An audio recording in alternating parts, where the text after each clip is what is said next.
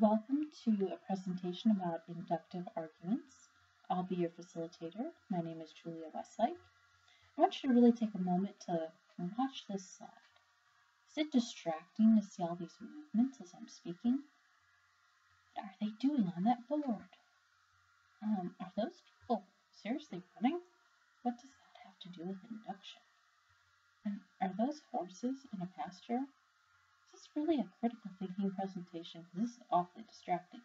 What was this instructor thinking? Your audience is probably not paying attention to every word you say. They have a million other things going through their minds at any given moment. We're distracted. We're people. We like to multitask. We don't always focus on what's being said.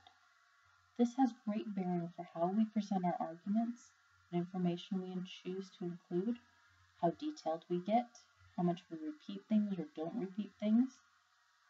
We have to remember that we can be captivating and still not capture the entire audience's attention.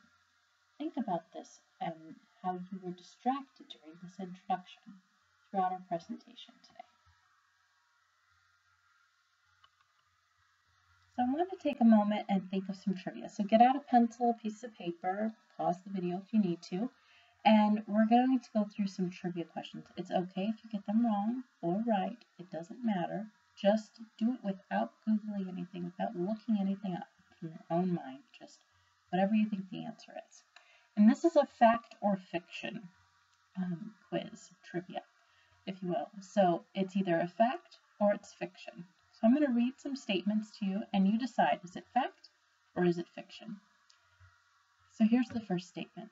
A bear's body temperature will rise during hibernation, keeping it alive. Is that fact or fiction? Willie Nelson's early music instruction came in the form of mail-order lessons. Is this fact or fiction?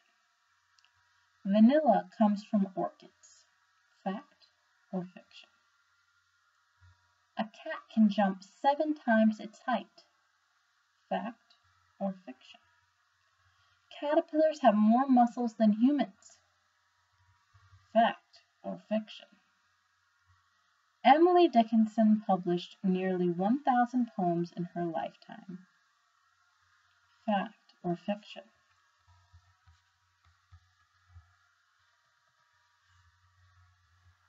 And so Mozart was a Freemason. Statements. Fact or fiction? You need to ask yourself, What what information did you need to pull found upon in in order church to deem was these as fact or fiction? Fact or fiction? How much work did you have to do As you've to written down scour the your answers mind to these find fact or fiction, information that you would need what does this have to do with inductive to logic? make these And we're going to talk about that in Did a you just minute. go on So your keep gut? this in mind. Did you search What your brain did and you try to have find to some think about associated when you were information? deciding? Did you Fact recall, or your fiction? 5th grade science These are lessons? claims, obviously, and What there's would you no have to premises do to be able to accompany them? decide if these were fact Right? or fiction. You're having to pull from your Here's own where this is memory. tied to the class. So let's see. Your audience has to decide is your If your memory information led you to fact the right place or or not. fiction when you present an argument. So let's see how you fared, and let's see what this tells us about our audience. So how did you classify vanilla coming from orchids, Willie Nelson's early music instruction, a cat jumping 7 times its height, caterpillars having more muscles than humans, Mozart as a Freemason? Oh, these were all facts, even the science fiction writer forming the Church of Scientology. But fiction was the bear's body temperature rising during hibernation to keep it alive, and Emily Dickinson publishing nearly 1,000 poems in her lifetime. Now, some of you may have been tripped up on the fact that Emily Dickinson is a very prolific writer, correct? But what did she publish? Did you have a reference for that? Are you a big Emily Dickinson fan? Bears, naturally, they do hibernate, but does their body temperature go up or does it go down? You might think that the temperature goes up because the body keeps having to pump blood and they're sleeping and it's cold outside. They've got to stay warm.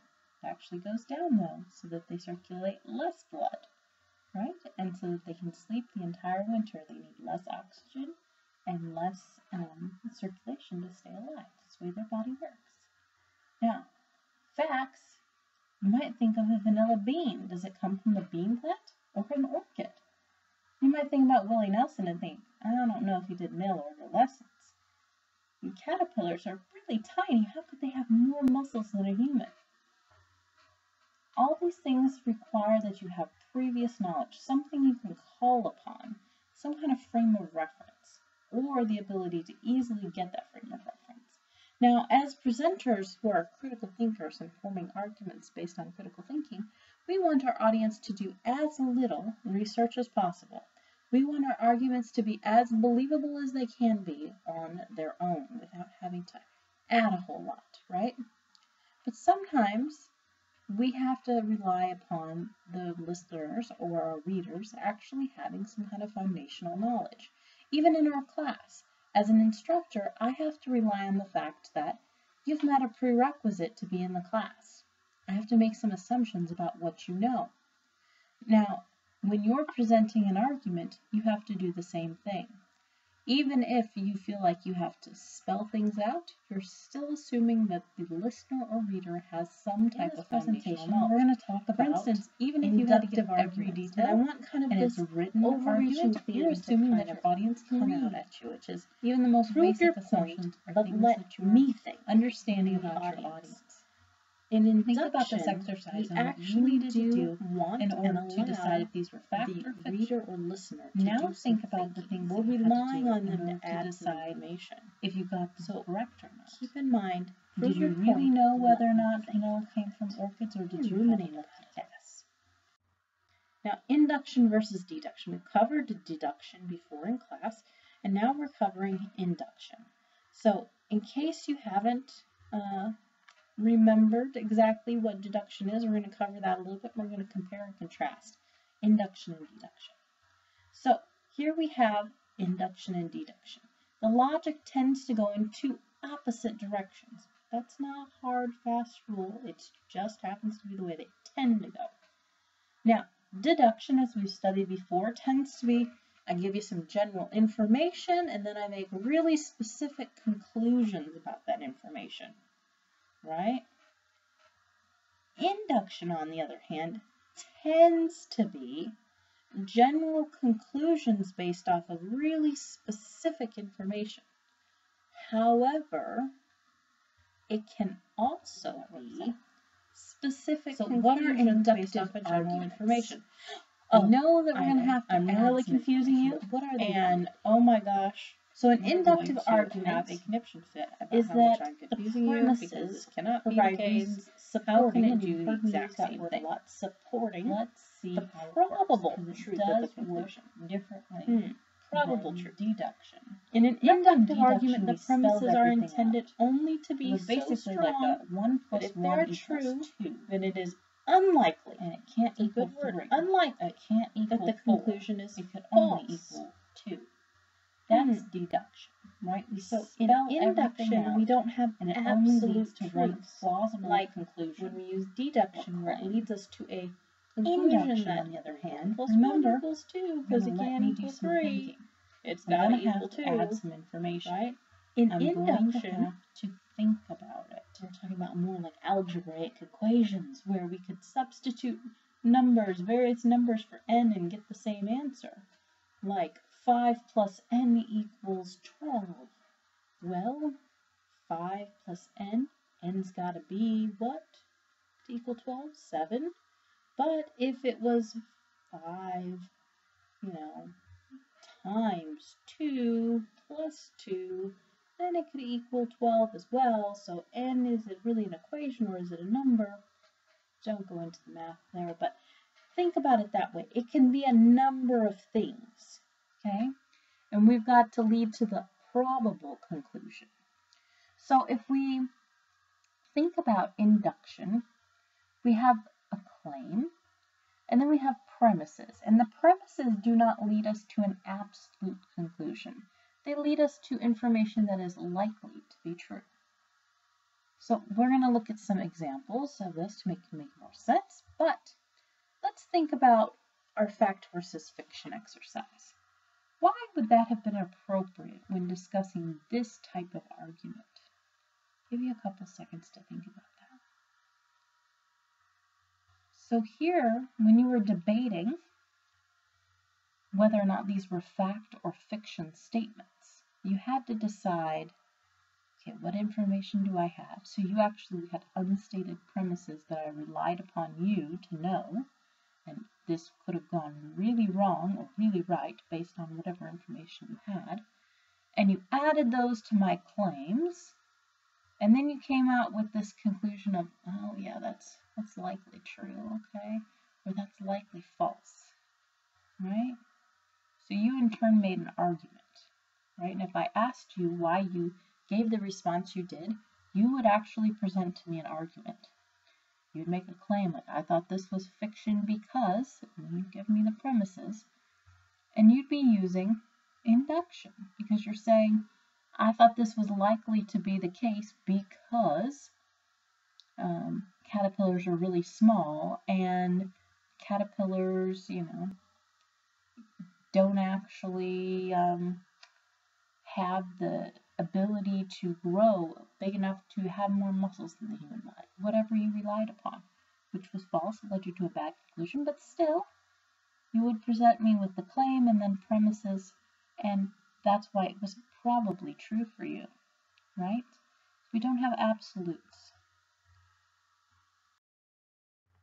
So let's look at a case in the media where we have to use some inductive logic, or at least we could.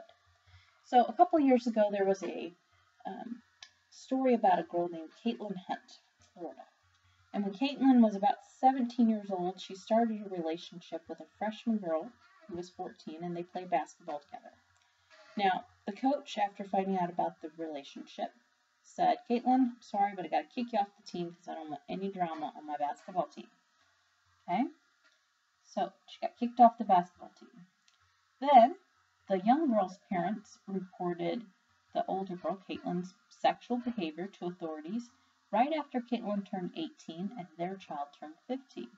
So the coach knew before this, and the parents seemed to have known prior to Caitlin turning 18 and their child turning 15, and they chose to wait a while, and then they reported the relationship to the police. Now, a judge ordered that Caitlin Hunt could not be kicked out of school. So the parents, they went to a judge and they said, hey, we'd really like this girl kicked out of school. We don't want her going to school with our daughter, yada, yada, yada. And the judge said, no, that's not going to happen. So instead, the parents of the younger girl went to the school board and had Caitlin Hunt expelled. So she had to actually transfer her senior year to an alternative school. She couldn't graduate with the people she went to school with. Now, Hunt's parents claim that the other girl's parents are just mad that their kid explores sexuality and that she may be gay, and their parents disagree with making that choice. Now, Hunt is facing up to 15 years in jail and registering as a sex offender, or she could take a plea deal for 2 years of house arrest and registering as a sex offender. So basically, this relationship and what became of it is going to tarnish her ability to go to college. It's going to affect, the rest of her life. She has to register as a sex offender under either deal that they're offering for her. Now, Florida law says that any persons under 16 may not consent to sex. Thus, they were trying her under the statutory rape law. So let's think about this case, and I want you to think about some questions. So how old were you when you had your first boyfriend or girlfriend? Were you like 10 to 12, 12 to 14, 14 to 16, 16 to 18? Okay, so we have one argument. And this argument would be something along the lines of, Florida law prohibits a person under the age of 16 from consent. What has been the greatest age difference between you and a significant other than 16? I want you to think about it in high school. What was your most significant age difference between someone you dated? And then perhaps after high school. Let's look at argument 2. Or Double even think if you standard is started being dating applied younger, here. like junior high. If this obviously was an 18-year-old age boy and a gap 14-year-old was girl, it no charges 1 or would have 2 been years filed. further? 0 years In many before, it's been states, about this the is same not age even within a considered a few crime. months. 3 to 4 Finally, years, this is 5 to just an 6 act of years, revenge 6 to made by the 10, minor's parents more than because 10 of their years. discomfort with homosexuality. It's the greatest age So, gap. argument 2 is Next the argument question. being presented by Caitlin Hunt's In high parents. school, what And do you think argument should be the 1 is the maximum one being age presented difference by between the other dating girl's partners? parents. So should they So, be the same year in high school or which essentially one the same is age? using deduction? Should they be within 2 years Can of you age, tell like there's two types of freshmen and logic being used sophomores? here? Within 3 years of Hmm. age, such as freshmen and Right. juniors? Argument 1 is deduction. Anyone in the Relate age group to who a normally 1 plus attend 1 high equals school, 2. for instance, Florida law, 1 and 2. Within 4 This years was a of minor. age, 5, Or, 6, sorry, 1 doesn't matter, plus age is just a 1 number. equals 2. So thus, what do you think? If you have a minor and you have a law that prevents them from having sex, the only conclusion you can come Think to on is those that's questions statutory and rape. Think to yourself, Argument how 2, on the do other hand, my uses reality induction. assumptions shape how I'm going And to here we argue see you have to this- think about your this biases case, a little bit. right? Think about your experience. Because we're going to form some to think about the opinions on it. information So you think about personally have all the accepted biases as in your fact, mind that you just much thought of your more personal than in the experiences, first how you perceive reality, right? how you perceive See how you had morality, to add information. and if this was your child, what you would be thinking. Now, and let's let's talk about these arguments. So now let's talk about how we classify inductive arguments. When we were talking about deduction, we had valid and invalid, because either our premises proved our conclusion was true, or they didn't. But in induction, remember we're dealing with it's probably true or it's probably not. So here we have some different classifications. Here in induction we have strong and weak. Strong means it's probably true, right? It's a good point, it's worth considering. I will spend my time listening to this, considering it, going through the critical thinking process, ruminating about it, and deciding if I really want to agree with you. For instance, a strong argument might be if your instructor said, most students who complete their homework pass courses with at least a C. You might say, you know, this is a facilitator saying that, it kind of makes sense. I'll spend some time researching this, thinking about it, testing it out. A weak argument, though, would be if anybody got in front of the class and they said something like, most students who stand on their heads for an hour a day pass their classes with at least a B. Because what are you going to do? You're going to sit and scratch your head and go, standing on my head. How would that help me pass a class with a B? Is it blood flow to the head? I'm not studying. I don't understand it. It's unlikely to be true, right? Or it's plain flat out not true and you can tell somebody's got some kind of lie going on. Or it's not something worth your time. It's not worth considering. That's a weak argument. Now, these are not absolutes, as you can tell. There's a scale of believability. But when we talk about the ends of those scales, it's strong and weak. Now, how do you tell strong versus weak? Well, here's a way to tell. Suppose that all the premises of the argument are true. Given that supposition, meaning given that fact that you're assuming they're true, ask, would the conclusion likely be true? So if the answer is yes, then the argument's strong. If the answer is no, the argument's weak. So if you suppose that the premises are true, then does it lead you to deciding, well, if the premises are true, does it really lead me to that conclusion? If it does, then you have a strong argument. If it doesn't, you have a weak argument. That's not to say that your premises are not completely false and unbelievable, because then, your argument is weakened by not having strong, premises to really support a strong conclusion. So everything pairs together. But if you actually think to yourself, you're like, okay, this is probably true, the premises, and they would lead me to this conclusion, probably, then you have a strong argument. anything along the scale that leads you to take step backs about the believability of the premises and the likelihood that the conclusion is true based on those premises, that's how you go down the path of determining it's a weak argument. And it gets weaker and weaker as you go in terms of believability. So here we have strong and weak for an inductive argument. Well, let's look at an argument. In one study of 100 college students from Michigan, 25% of students who studied during the day passed their classes. Only 12% of students who studied during the day failed to pass their classes.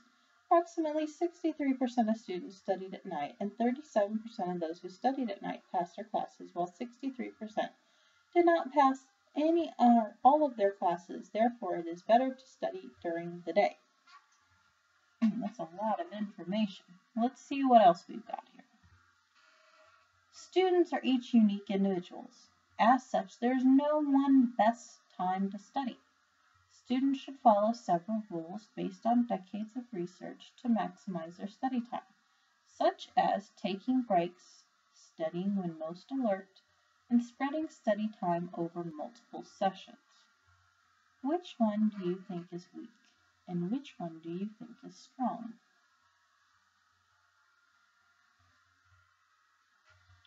Hopefully you decided that the one on top, one with all the percentages, is a weaker argument, and the one on bottom, that's very succinct and clear, is a strong argument. And here's why. So here we have some confusing math. We have 100 college students. So 25% means 25 college students, right? So here you have 25 college students. They studied during the day, and they passed their classes. Only 12% of those students who studied during the day failed to pass their classes. So of the 25 people, we're going to do 12%, right? So we could estimate that's about 3 students, all right? And then we can go on. So 3 out of 25, right, approximately, failed, or at least failed one class, and the rest of them passed, and they studied during the day. So now we have 75 other students who didn't study during the day. So then we've got approximately 63% of students who studied at night. So we have 75 students at 63%, that means a little over half. So we'll call that 50, we're going to round a lot here, of the students studied at night, and 37% of those who studied at night passed their courses. So approximately 63%, so that's our 50 students, studied at night, and 37% of them, so of the 50, 37%, that means that we're going to take 16 students, okay, those who studied at night passed their classes, while 63% did not pass all their courses. So, yeah, this is really confusing math, right? We have to do calculations, we have to write it out. We're like, how many did and how many didn't? And then we come to this conclusion, therefore it's better to study during the day. Well, here's the thing. You've got 25 students who are studying during the day. You're comparing them with 75 students who are studying at night, right? This is unequal pools of applicants, right? And then you've got uneven distributions about whether or not they passed or failed classes, and it says nothing about how many classes they failed or what they were taking or if they were working or what else was going on in their lives, right? It's not taking into account anything. And so we start to step back and we think, we're students. Do I study at night or do I study during the day? If I study during the day, what am I doing at night? Am I taking classes at night? Do I have a job at night? Do I have a family at night? Am I more awake during the day? What is going on during my day? If you're thinking about the people at night, you're saying, okay, well, they're working during the day. Are they going to school part-time, full-time? What classes are they taking? Are they in school all day long? All these questions start to flood in. And you start to say, man, these premises are confusing, right? There's lots of numbers, and they didn't lay it out very well. Oh, not as believable. Take a step back. We start in the middle. We're taking a step towards the weak. Then we start breaking it down. Get out our calculator, which we didn't want to do. We start breaking down these numbers, and we realize, man, there's some discrepancies with how many people are in each pool. Ding, less believable, weaker argument. And keep going through this logic and breaking it down, and it starts to become fuzzier and fuzzier and fuzzier and less believable. It could be completely true, but the way it's presented is completely ridiculous, right? So that's why it's becoming weaker and weaker and weaker. You could have great points, but if you don't present them and articulate them well, you have a weak argument. It has nothing to do with whether or not it's true. We'd like to think that all true arguments are strong, but that's not the case. Presentation counts. Just like the last time you thought about going and asking your boss for a raise, if your presentation wasn't great, your boss probably said no, right? So now think about the other argument.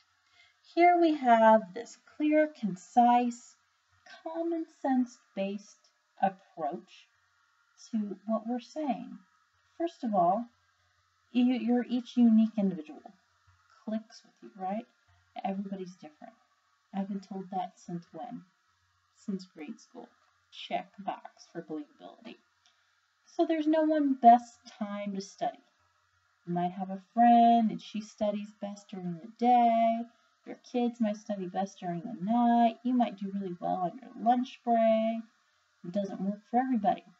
Check box for believability. Students should follow several rules based on decades of research. Man, if this were an argument, I'd be looking for that decades of research later on.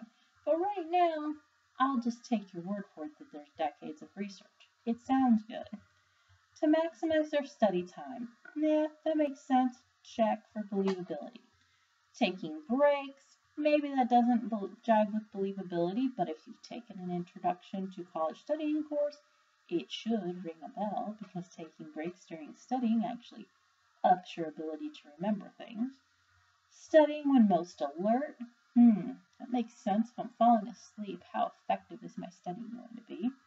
Check a box for believability. Spending time over multiple sessions.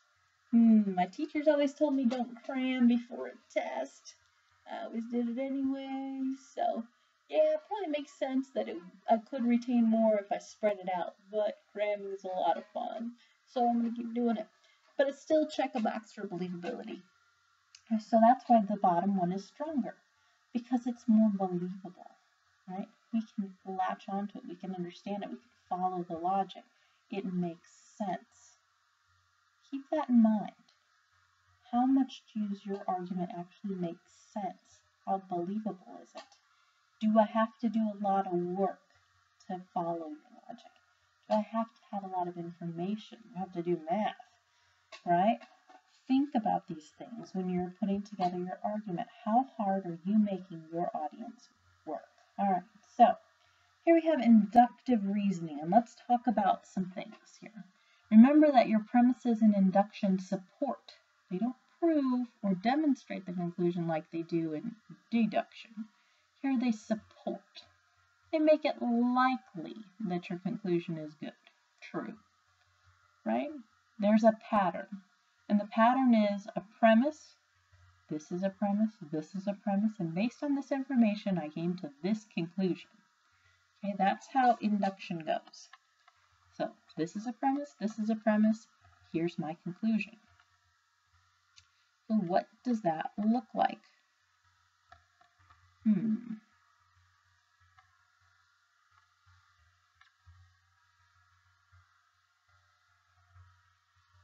So here's an example of that.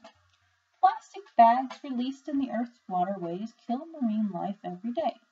Therefore, if we want to preserve our marine life, we should not dump plastic bags into our waterways. This is a premise. Plastic bags are released into the Earth's waterways. Okay, that's a premise. They kill marine life. That's a premise. And therefore, if we want to preserve our marine life, we should not dump plastic bags into our waterways. Makes sense. It flows logically. We have to make some assumptions. We have to assume that we can't really easily clean the bags out very easily, right? So that's why we shouldn't be dumping them into the water. And we have to suppose that people share the questions that you need to ask when you're looking at research. That's an assumption that you're making about your argument. Because in induction, we add a lot of research, as you can tell. Percentages based on research that from so-and-so and so-and-so, I found this. So we need to know some terminology. What's the sample size? The sample size is going to be like when we talked about that University of Michigan study, how many students during the day, how many at night. Well, sample size, there were 100 students. That's the sample. Okay, so 100 students. And is the sample size representative of all the significant characteristics and the proportion of those characteristics? So, do 100 students at the University of Michigan represent all college students? Probably not. Do they represent all college students at the University of Michigan? Maybe, if we had information about how diverse the population was. Now, we could probably say no, because 25 of them studied during the day and 75 of them studied at night. So is that proportionate to how the entire university they're estimating studies? They'd have to provide some evidence to prove that that was the case. Have all the significant characteristics been considered? So did that 100 people include working students, students with families, students that just graduated high school, students that got GEDs, students that were honor roll students, students that were, in whatever condition? It has to represent the population. And the population in that study would have been students at the University of Michigan. Or if they really wanted to go broadly and say students at any college, then they'd have to really prove why 100 students was sufficient to be representative of all college students. So if a survey was or is used, are the questions biased? So we can read the questions and we could say, they collected their information using this survey. The questions make me want to answer X, Y, or Z. The questions make me want to answer these things. If you're led to answer something because you feel it's more socially desirable to answer that answer, or because you feel like you have to based on the question, then the questions might be biased. There might be problems with the questions. However, if you felt like answering the truth because the question didn't make you feel like you had to answer something, or you didn't feel socially stigmatized if you gave a different answer, then they're probably not biased. What is the credibility of the polling organization or research institute or researcher? For this one, you probably have to do like we've done when we're verifying resources and Google it, right? Look it up. Go and do some research. What is their, reputation? Is the survey biased because of a vested interest of the company that paid for it? For example, if you want to read drug research and you're reading about a drug that's manufactured by, Pfizer, and Pfizer paid for the research to be done in their own labs, should probably be a little more leery than if the FDA did the testing in their own labs and they were trying to decide whether or not they should approve it for, marketing or not, or use in humans or not, trials or not. Because why? The FDA has a duty to who? The consumer. Whereas Pfizer has, a responsibility to, yes, the consumer, but also to their stockholders and shareholders. and researchers that have poured their lives into researching things. Not to say that they wouldn't want great drugs, but we need to be a little more leery about those things when they paid for it and they conducted it. Now, we gotta ask questions about, does it matter? So does the group that was studied represent the group you're trying to apply the information to? Is the research one-sided, or does it encompass more than one opinion? If it's one-sided, it could still be valid, but did they consider information from another side? Did they call out the fact that it's biased? Or did they try to pass it off as, I'm totally unbiased, this is the only way to go? You know, like many presidential candidates try to pass it off as their idea is the only one that will ever work. And then when they get to Washington, they decide that their opponents had some really good ideas and they need to work with Congress to implement some of those ideas. So you gotta decide, how likely is it that they've considered other opinions, and are they actually seriously thinking that they're 100% right without any wiggle room? So how many people were studied? How were they picked? How many are needed to prove that point? Go and find a sample size calculator. They're all over the internet. If the number is really low, and they maybe took 100 people out of a 1 million person population, they probably don't have the ability to universally apply that information. They probably can't say, oh, all college students would do best to study during the day based on the answers of 25 students. That's not going to cut it. You need a much bigger sample size for that. Has it been replicated? This is one of the most important things. If a study is brand new and no one else has redone it to check it, that's probably not a fact. It's just plausible. It's a good idea. It's something that needs further investigation. It's in its initial stages of being proven as a fact. It has not been proven fact based on one study. Not even two. It needs to be repeated many times to become fact. Look for gaps and holes. Just like if you're writing a research paper, I've told you to outline things and really look for gaps and holes about where you need to put information to make sure you're building a concrete foundation for your premises and claim to rest upon. The same holds true for information you're being presented. Is it concrete or is it sand, right? What is our argument resting upon? Next, are there alternative explanations for these findings? So could you come up with a plausible alternative? If you can, then I don't know how good this information is. You should maybe walk away from it or use it sparingly or explain why it has to be one way and not the other, or call it out. Hey, it's possible that this isn't true, but based on all this other information, we're going to assume that it's true. Does the researcher make unsupported claims? If the researcher does not support his or her claims, you should probably not use that information in your argument, because you're opening yourself up to what? To being deemed weaker argument, to having a lot of questions to defend against, people just not believing you, etc., etc. Alright, so when we look at credibility, we're going to use this method called CARS. And CARS looks at credibility, accuracy, reasonableness, and support. You can read more about it on the internet. There's links in class to various websites as well. So when we talk about credibility, we talk about evidence, details, and reason. When we talk about accuracy, we're talking about dates, details, specific claims, stability, and if there's bias.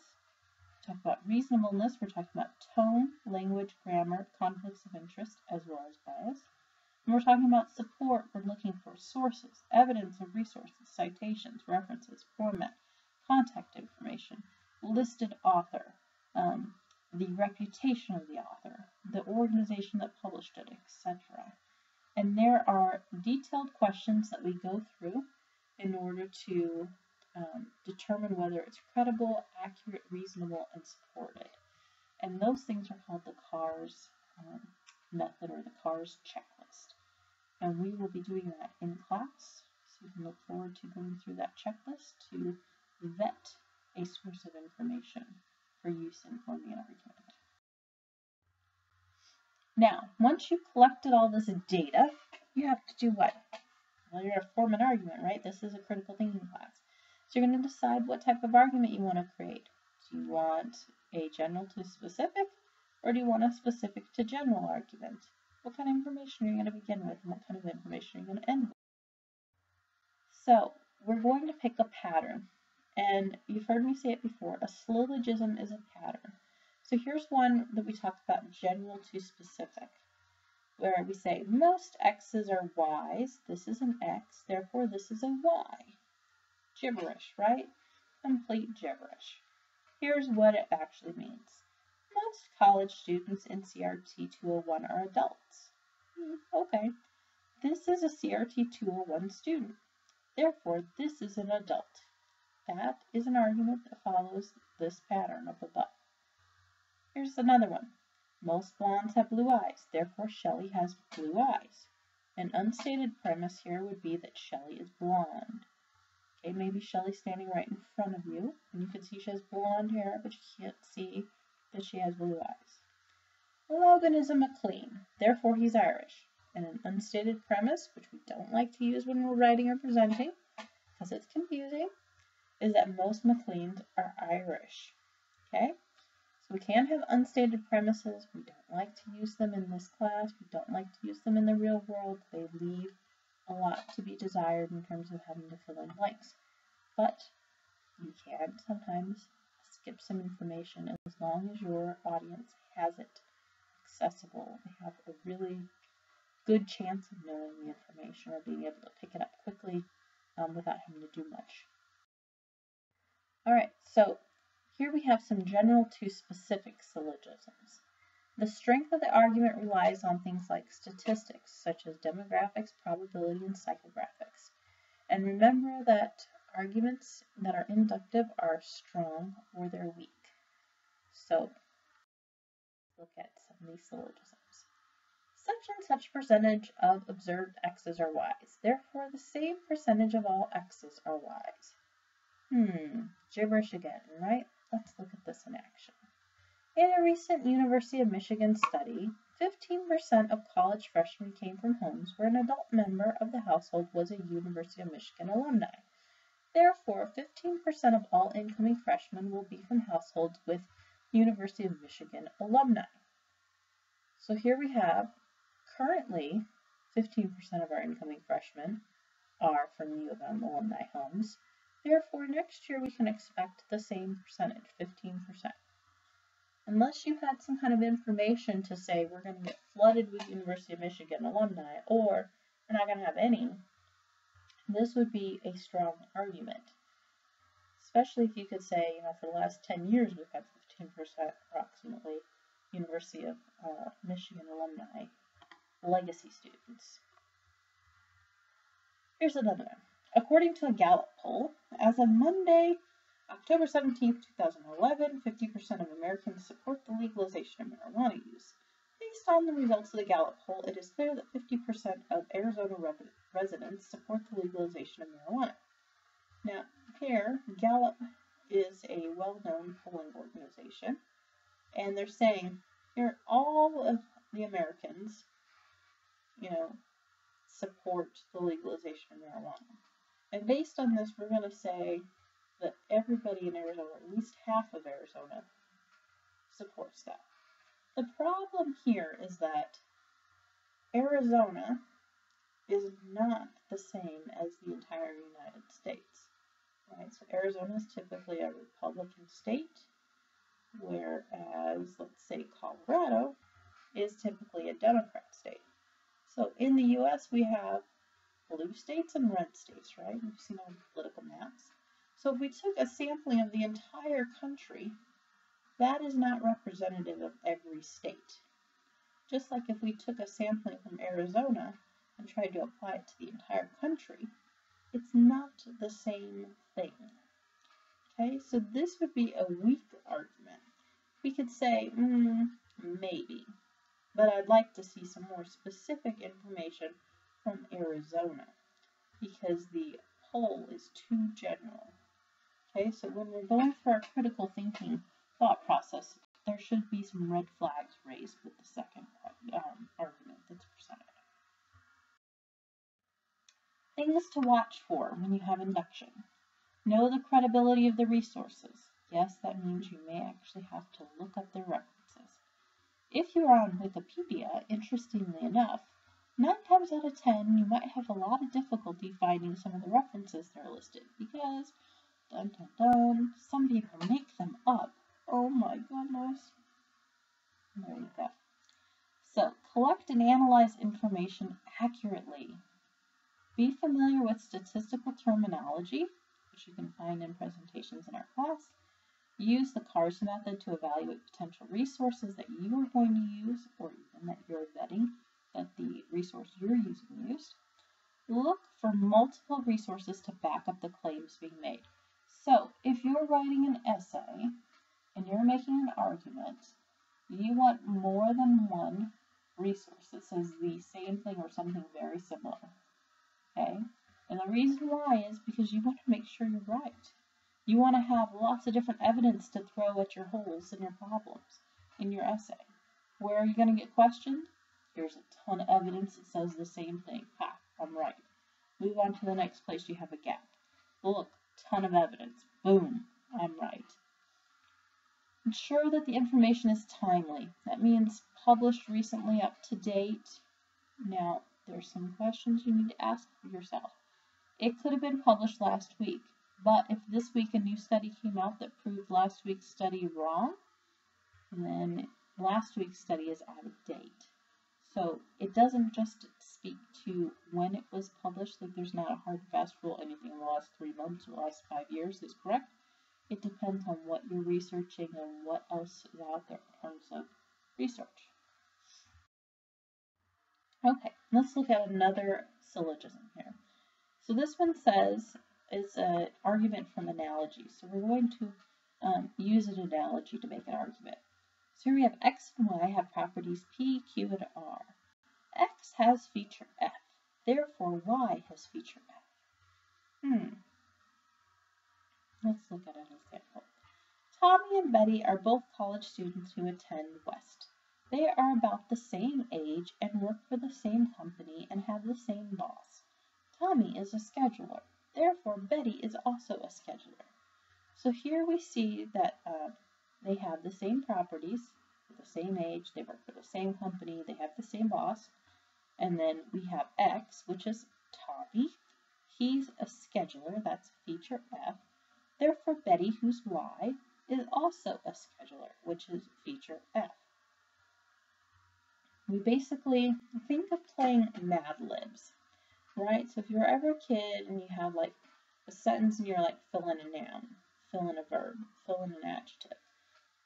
These types of patterns, syllogisms, work nearly the exact same way. You can basically have blanks and fill things in, okay? But what you're filling in is a pattern. So if you're saying X, anywhere you see an X, you're going to put the same word, which is the name of the person or thing. Anywhere you see Y, you're going to put the same thing. Anywhere you see F, you're going to put the same thing, okay? It's the same for all of these patterns. Basically, you can play Mad Libs with them. Just keep filling in the blanks, and you'll be following the pattern. Now, when you're doing an argument and you're using argument from analogy, there's some things to remember. The terms of analogy are the things that you're being compared. In this case, it was Tommy and Betty. We're looking at similarities. That's things that they both possess property-wise. So they're both in college, they both attend West, they're about the same age, they work for the same company, they have the same boss. And we have a feature, F, another property not mentioned in the comparison, which is the first sentence, that we predict they will share. Okay, so Tommy's a scheduler, we're predicting that Betty's a scheduler. We're comparing who or what is being compared to the target. So Tommy is a scheduler. The target term is mentioned in the conclusion, so therefore, the conclusion, Betty is also a scheduler. So remember that this one just is a little more involved. There's some terms to look for. So arguments from analogy, you also have to consider how many similarities are between x and y. So p, q, r, s, t, u, v, w, x, y, z. Then you go through a, b, c, d, e, f, g, whatever. So the more similarities there are that exist between x and y, the stronger your argument. The fewer similarities between x and y, the weaker your argument is going to appear. The number of related differences between x and y. So in that case, Tommy was a male, Betty was a female. Maybe their age differences were,